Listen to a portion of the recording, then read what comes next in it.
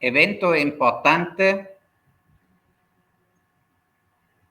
y yo estoy seguro que con los temas que vamos a tocar, vamos a acercarnos un poco más a la pregunta del futuro, cómo podemos juntar conservación y sostenibilidad, porque sin sostenibilidad la conservación no es posible a largo plazo.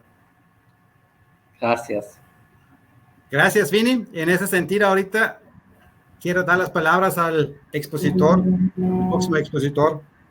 Entonces, quiero ir de manera pragmática, práctica y concreta sobre lo que he observado respecto al tema de financiamiento de la conservación, no solo en la reserva, en la red de reservas de Nicaragua, pero también, como digo, he compartido experiencias por toda la región. Vivo aquí en Panamá, entonces ya tengo unas ideas personales, quiero decir es personal, sobre cómo funciona eso del financiamiento de la conservación, tanto en áreas públicas como en áreas privadas. Son tres temas clave que quiero tocar. Uno es el análisis de la brecha financiera, o sea, estamos en un contexto primero mundial complicadísimo que ha afectado los mercados de todo tipo, y adicionalmente estamos en un contexto complicado a nivel nacional, o sea, hay una crisis sanitaria, política, etcétera. Entonces, eso tiene que ver mucho con la facilidad de financiar la conservación. El segundo tema es que si las áreas tienen o no tienen este potencial que permite, en términos económicos, recuperar estas inversiones o gastos o costos que se hacen para mantener la conservación de la biodiversidad en general. Este es exactamente lo que hicimos hace 10 años y demostramos que sí hay un valor, pero ¿qué hago con ese valor? ¿Cómo lo capitalizo? Y finalmente, de manera muy breve, de nuevo, mi propia opinión personal de cuáles mecanismos o alternativas podrían funcionar, especialmente en el corto y mediano plazo, porque me he topado con dueños que me dicen, tengo una reserva o una finca, ni siquiera es reserva, pero estoy conservando, por decir, 200 hectáreas de bosque, pero me cuesta $30,000 al mes y no me entra nada o tengo que subsidiarlo. Esa es la realidad de muchos. Entonces, ¿qué se puede hacer? De repente, no es una receta, es una reflexión.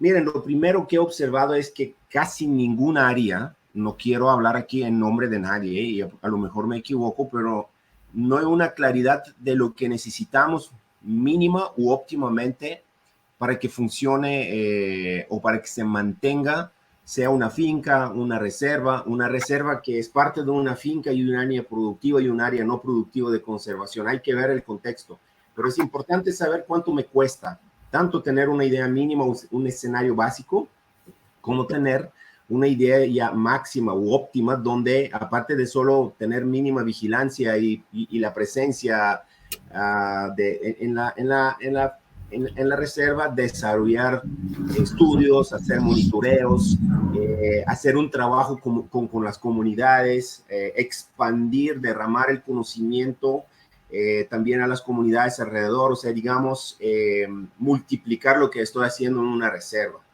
Espero que lo tengan todos, porque es muy importante primero saber cuánto necesito. El tema es que hay mecanismos financieros muchos, pero si nos vamos a los más clásicos, estándares, uno de los fuentes es programas del Estado. Sabemos que en Nicaragua actualmente no hay mucha facilidad por esta vía. La cooperación, donaciones ha sido fuertemente reducida y efectivamente no tenemos nada como FONAFIFO donde uno puede aplicar a programas de servicios ambientales. Entonces, prácticamente descartamos todo lo que se conoce como conservación directa, donde obtienes fondos no reembolsables. Sí, hay algunas iniciativas en el mercado nacional de pago por servicios ambientales que no sé si todavía funcionan. En algunos municipios había todo vinculado con el tema de agua. Existen los mercados internacionales para bienes que salen de las reservas, por decir café. Están los mercados de carbono, pero son inaccesibles en ese momento. Voy a mencionar al final el porqué para las reservas. Y Básicamente, según mi percepción, hay una transferencia de beneficios. Está subsidiado principalmente por los dueños de reservas o tiene una parte productiva que transfiere recursos para la conservación y uno quiere que la conservación en sí sea autosostenible. Esto pasa básicamente en dos partes. Miren, ese es un análisis de todo el sistema de áreas protegidas de Panamá. Esas son las áreas públicas, pero realmente en términos financieros es lo mismo. Se calcularon las necesidades mínimas y máximas y se calculó lo que se recauda anualmente de diferentes fuentes. Y siempre hay una brecha. Si uno se va a ver tanto lo que es un escenario básico, hablemos de 2018, hace falta $2 millones para realmente alcanzar un punto de equilibrio. Y si incluimos todo lo que hay que hacer realmente en las áreas protegidas, faltan realmente $10 millones. Mi punto es que hay que tratar las áreas sin ser vulgar y comercializar la biodiversidad, porque la biodiversidad tiene más valor que solo el valor comercial en el mercado, ¿no? Ya lo hemos dicho miles de veces que un bosque no es solo madera, no es solo madera en tablas, sino que tiene muchas otras funciones ecosistémicas, pero el tema es que si no lo tratamos como negocio y no estamos claros de lo que cuesta y lo que genera en retorno, tarde o temprano podemos perder o cambiar los usos del suelo de esas reservas, porque se necesita financiar, hay que verlo como un negocio. Y mi sugerencia es tener un plan de negocio. Eso justamente acaba de terminar un trabajo en Panamá con unas fincas agrícolas que se convirtieron en agroturísticas y lo que necesitas es realmente un plan de negocio, una claridad hacia dónde quieres ir para saber qué vas a hacer. Pero principalmente empiezas por lo que necesitas mínimamente en recursos. Y obviamente el segundo tema, ya lo hemos establecido hace 11 años, hay una enorme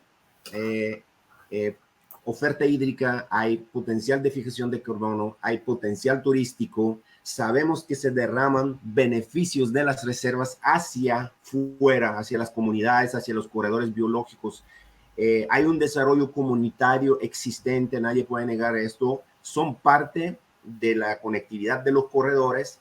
Hay un impacto en una economía de escala alrededor de las reservas que afecta a X cantidad de población y ni hablar pues de la existencia de alto valor de biodiversidad. Hicimos unos índices de biodiversidad y son altísimos, digamos, por lo menos en las reservas de Nicaragua.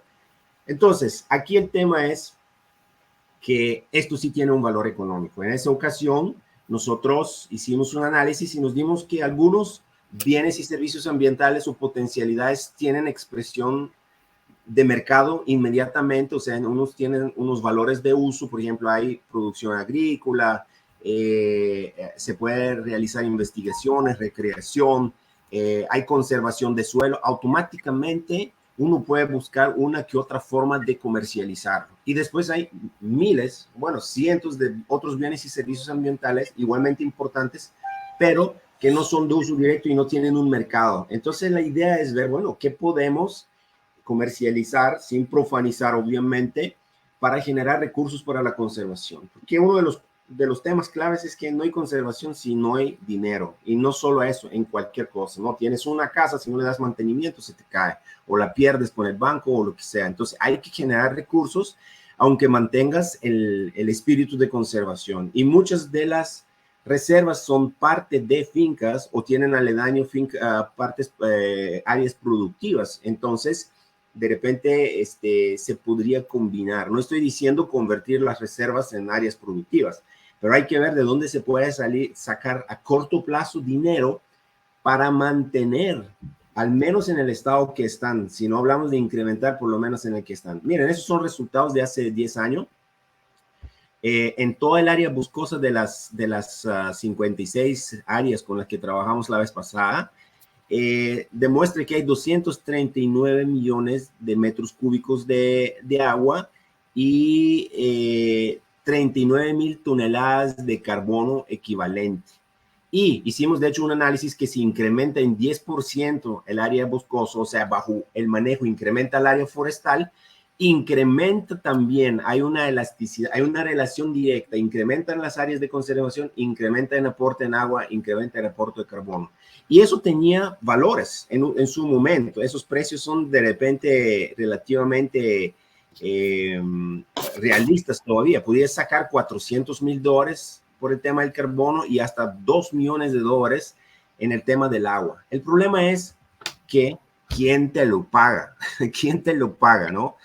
Es muy bonito ponerlo y por eso ya no me gustan esas presentaciones técnicas, porque no es saber cómo funciona, sino que dónde saco el dinero, quién realmente me reconoce. Fíjense, aquí dividir los mecanismos a los que corresponden a la conservación directa. Eso es, tradicionalmente aquí hubo por lo menos 2 décadas, todos los años, de los años 2000 en adelante, hasta hace poco, hubo una abundancia de recursos, por lo menos de la cooperación, en proyectos de conservación directa, no necesariamente en las reservas silvestres privadas, muchas veces en el sistema de áreas protegidas.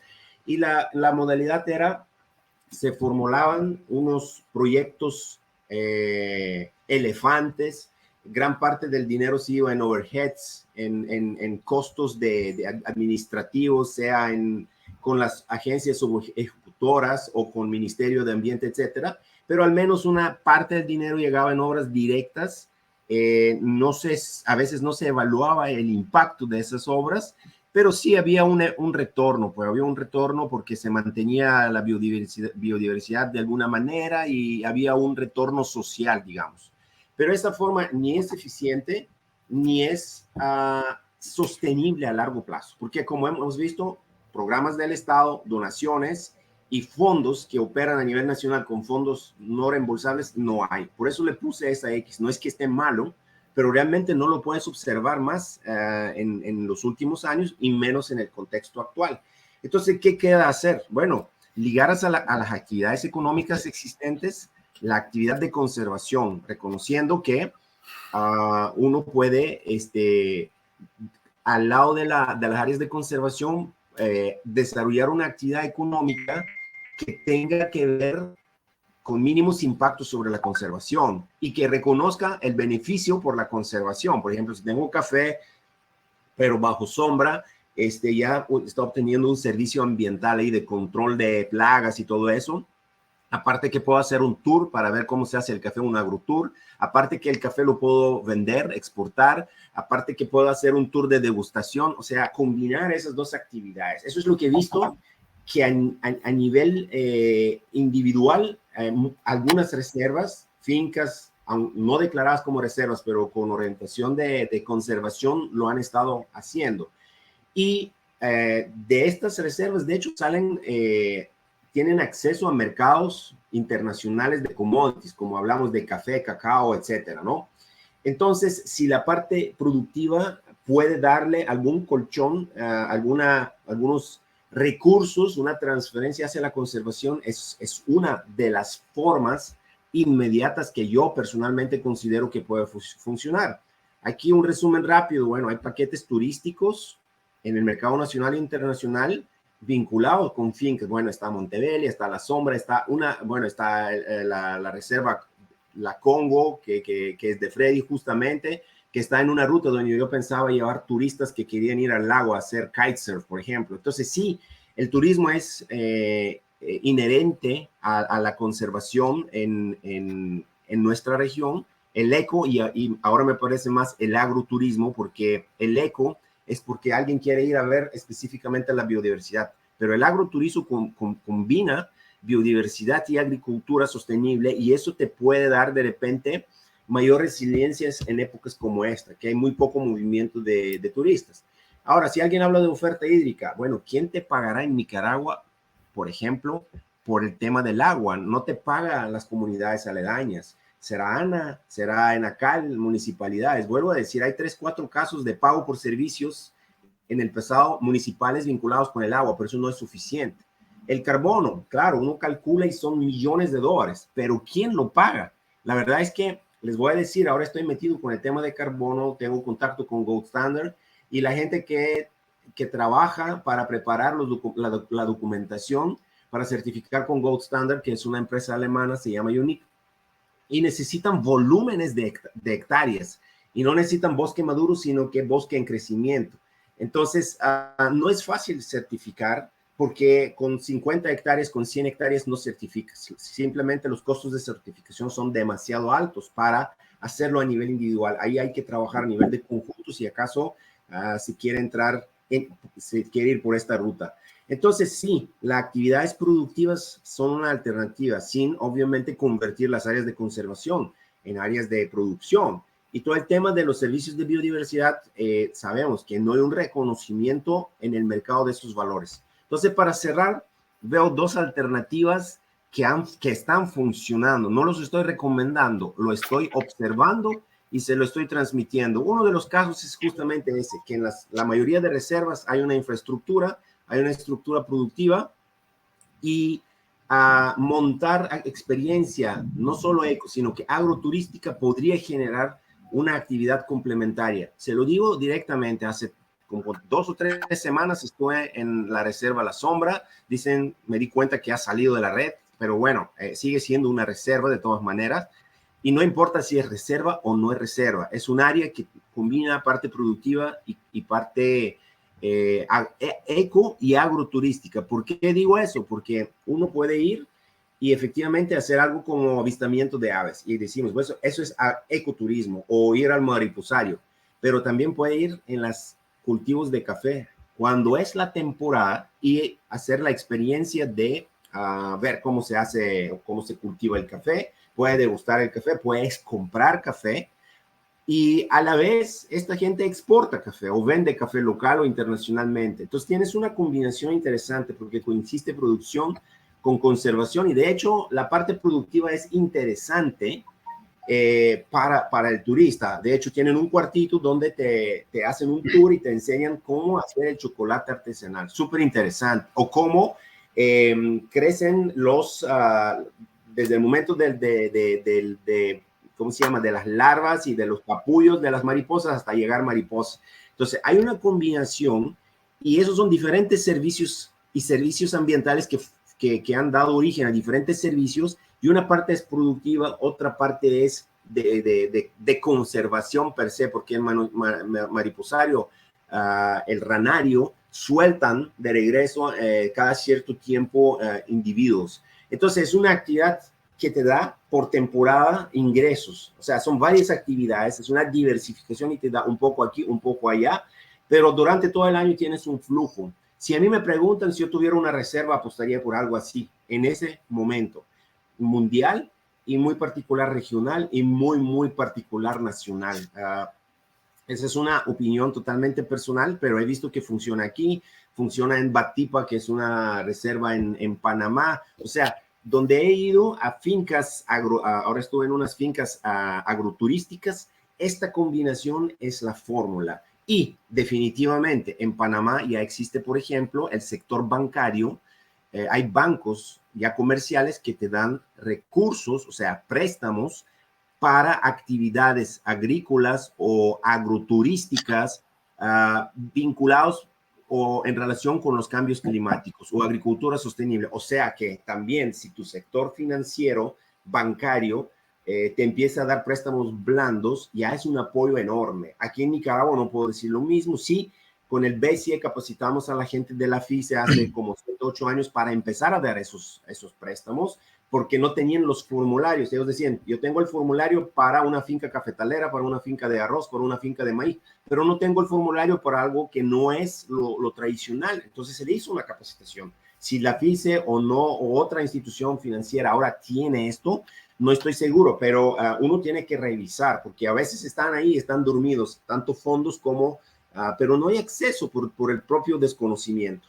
Y el otro tema es que siempre me plantean, ¿y qué hacemos con el carbono? Les voy a ser honesto, miren, hay muchos sellos, hace poco actualicé todos los sellos que existen de certificación de carbono, porque estábamos justamente haciendo un trabajo para un dueño de mucha tierra acá en Nicaragua. Y estos son los principales y están ligados con los objetivos de desarrollo sostenible. ¿Por qué les digo esto? Porque hoy día no solo se paga por fijación de carbono per se, sino que, por ejemplo, este Gold Standard tiene, miren, 1,700 proyectos, ha movido 130 toneladas, ha reducido más de 20 billones de dólares. Pero ¿qué es lo interesante?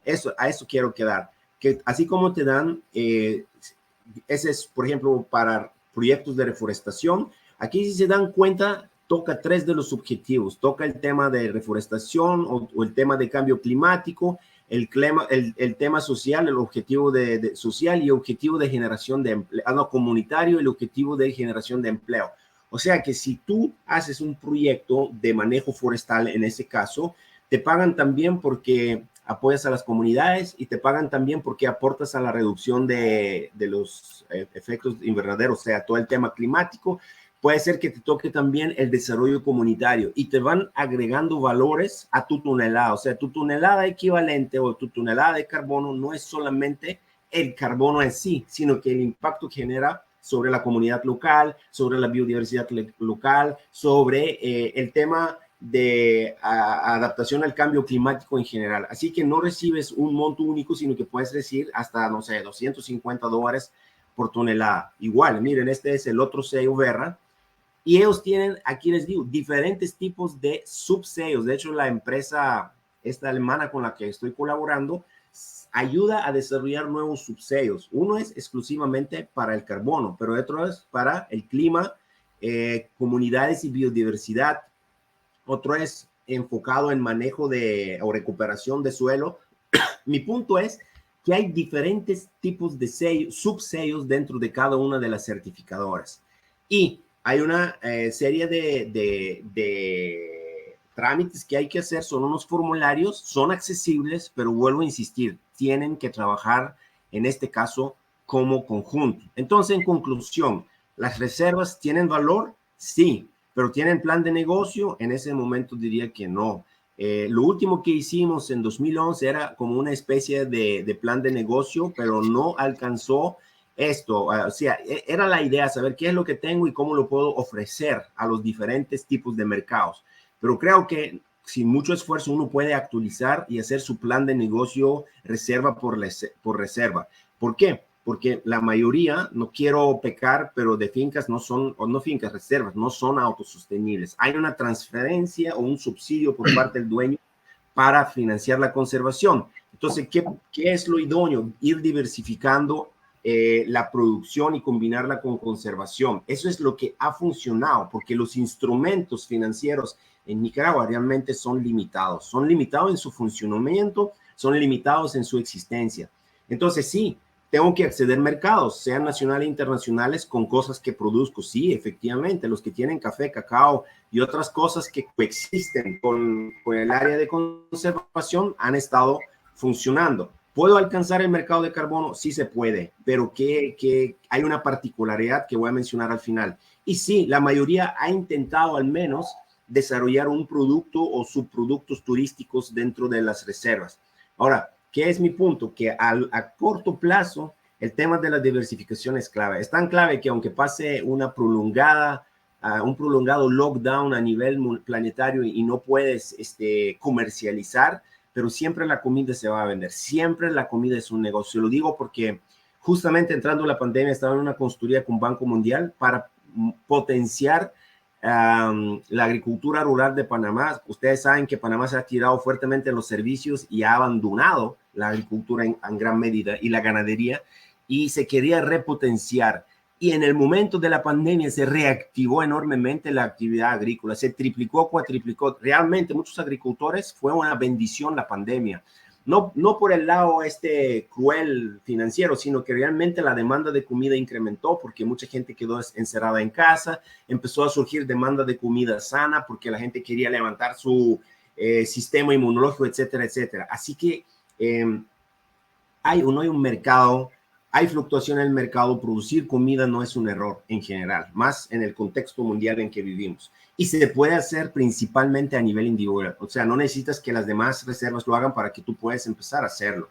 Ahora, a nivel de conjunto, el tema de mercado de carbono, nunca, escúchenme la palabra, con una finca de menos de, no sé, 1,000 hectáreas vas a certificar en el mercado de carbono. No digo que nunca, se puede, pero es costosísimo. Realmente, ustedes conocen a Carlos Pérez, por ejemplo, que es parte de la red. y él trabaja con una empresa noruega que está certificando justamente con Gold Standard. En promedio, una certificación te puede costar entre 100 y $500,000. O sea, depende. Pero ellos no se meten en certificar áreas pequeñas porque no es rentable a largo plazo. Así que sí, en conjunto hay un potencial, pero significa que la mayoría de reservas se involucren y hagan un plan de negocio conjunto, llenar formulario, esto, lo otro, darle seguimiento. Y eso no es a corto plazo, diría mediano. Hay un proceso prudente donde llenas formularios, etcétera, para recibir compensaciones. Así que sí, el mercado de carbono es una realidad, pero no es algo fácil y tienen que trabajar en conjunto. Sí, la diversificación combinada con producción de algún tipo de productos alimentarios es una realidad a corto y mediano plazo, reforzado por eco o agroturismo. Eso es lo que he visto que podría funcionar en Nicaragua, porque la verdad, la gama de mecanismos es bien restringida. Entonces, por aquí lo dejo para no abusar del tiempo. Muchas gracias y como mencionaron, si hay preguntas, pues después contestamos. Gracias.